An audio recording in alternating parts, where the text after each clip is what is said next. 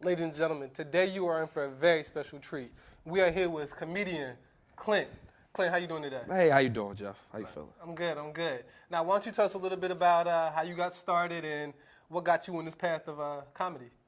Oh, man, that's a good question. I was trying to impress this girl. I tell this story 40, 50 times. But I was trying to impress a girl. As a matter of fact, the guy who, here's what happened. I was going to school, and she liked this dude named Sylvester. Actually, Sylvester went here. Not gonna throw him out, I'll throw him under the bus or whatever. But every time he would say something, she's like, "Oh my God, Sylvester, you so funny." And I'm like, "Yo, I'm funnier than he is." And long story short, he said one day he was gonna go try to tell jokes at the Laugh House. I said I was gonna do the same thing. He never showed up. Nobody showed up. A couple of my close family members came. It was a disaster, but it was. It's been on since then. So that was February 7th, 2007. Wow. February. Yeah. And to speed everyone up to date, you are now, where do you stand currently? Where do I stand currently? I'm still just another crab in the barrel, another fish in the bucket. You know, no, I'm kidding. Nah, I've achieved a little bit of mediocre success, I like to call it. I don't really want to say that I'm, doing excellent out here because, once, excitement breeds complacency, you know what I'm saying? So I just think that I'm following my dreams and I'm doing what I said I was going to do. But I bet that feels good too, doesn't it? Feels amazing. It feels amazing. Are you following your dreams, Jeff? I'm doing it now. All right. See, and how does it feel? Wonderful. All right. See. So why don't you speak a little bit about the success you have had, and how you got there? Hard work. I know it sounds cliche, but I don't sleep. I don't sleep. I don't rest. I don't really have downtime. I don't hang out with friends anymore, unfortunately. Things that are very important to your success. You have to sacrifice it. So if you got your best friends who help you with this show and stuff like that. Unfortunately, there's going to come a time. It's going to come a point where y'all may not be as tight as y'all used to be because you're out there doing what you feel like you need to be doing. And me and my friendships have suffered. My relationship with loved ones have suffered, and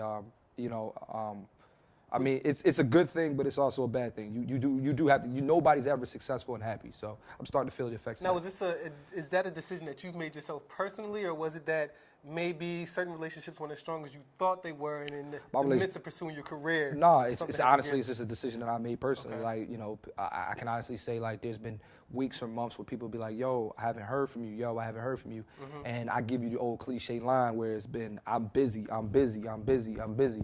When, to be honest with you, I'm busy, but I could do a better job. But it hurts. It hurts because that's the toll that success is taking on me. Yeah. Now, other people, it's different. Some people, confide in liquor, and some people confide in drugs. But the success I have had, it's a great feeling. But it sucks when some of your best achievements and your greatest moment, you wish you could just call somebody and be like, "Yo, guess what I just did?" And when they hear it, you can kind of hear it say like they kind of don't care because your friendship is not the same as it used to be. Well, oftentimes when you have people around you that are like-minded or doing something, they're not your friends though. Just because you're like-minded doesn't mean that you guys are friends. Like, I have a lot of people who are comedians who are trying to do the same things, but we're not friends. My best friends are from Norristown. The love of my life lives in or from Norristown. Like, that's just what it is. So. Speaking of, being here in Norristown, first of all, I love the show. I love what you guys are doing with this. Make sure you guys keep supporting it, because if you're not, I'm gonna smack you. Anyway, long story short, as I'm walking around these hallways, and I'm reminiscing big time because this was before anything's ever happened to me. When I was walking around these schools, I didn't want to be a comedian. That wasn't my dream. My dream was to be a teacher. You know what I'm saying, and come back here and educate students.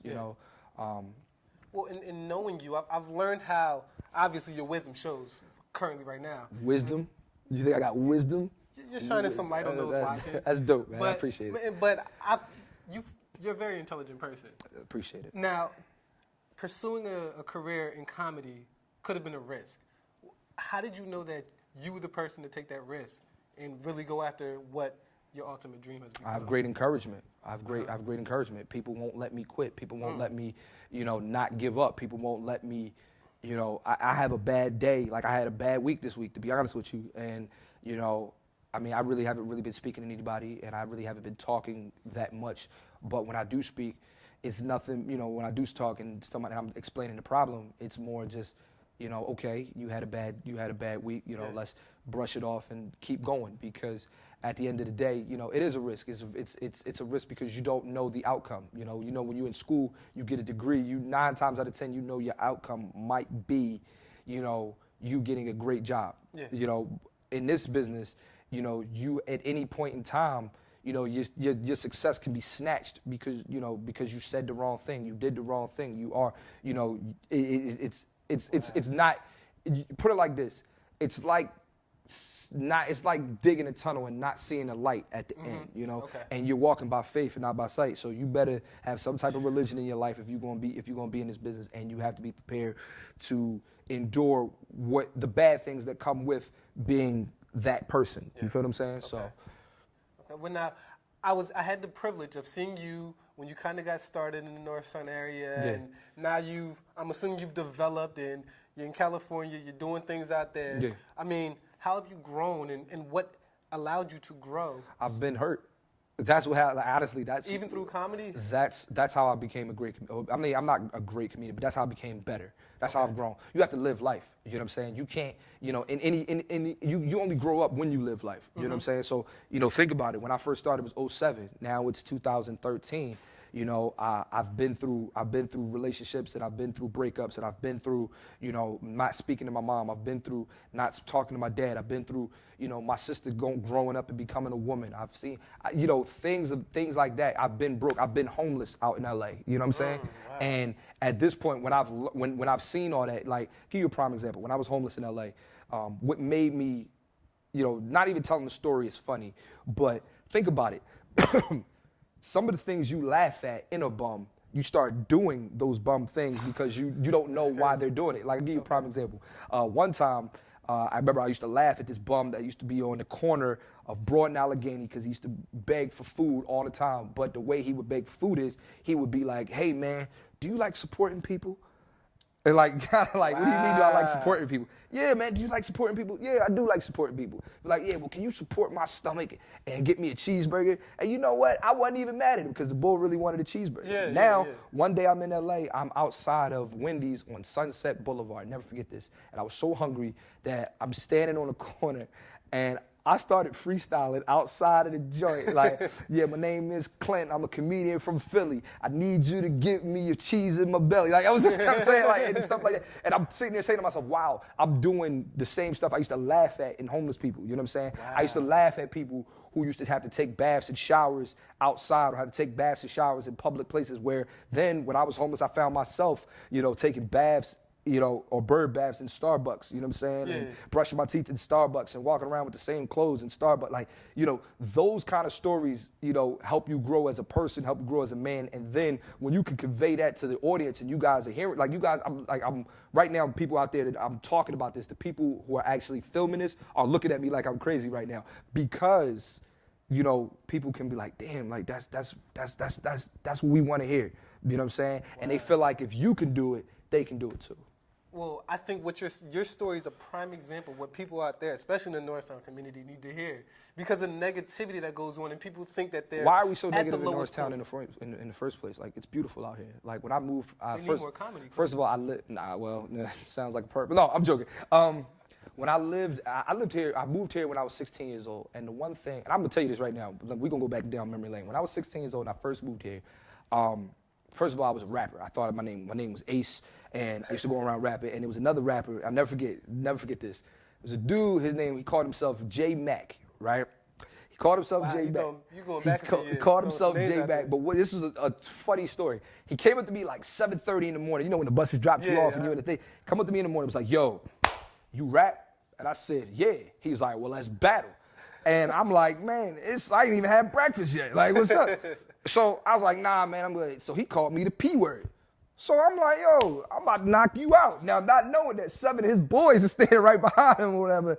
And they had this little gang. I think it was from, like, they called themselves GNS or whatever like that. Oh. So I said this. I said, what I said, yo, this is a beautiful school. This is a nice area. Why y'all trying to be tough? You know what I'm saying? So anybody out here in Norristown, you're not that tough, all right? You know, I'm sorry to inform you. You're not that tough. You may know how to fight, but you're not that tough. Like, and I was trying to be that tough, and you know, it just, you know, you guys have a great opportunity. People have a great opportunity here, man. They need to take advantage of it, man. This Norristown High School has literally been the best thing that's ever happened to me.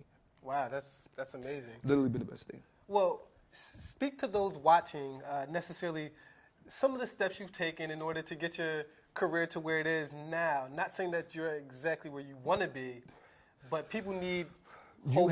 You have to go out and do it on your own. Do not wait for anybody. I think a lot of people, especially people with talent, like musicians and writers and photographers and stuff like that, believe that the work is supposed to come to them, when you have to go out there and you have to create it yourself, and you have to, at the end of the day, you got to remember, I wasn't funny, and on top of that, nobody knew who I was.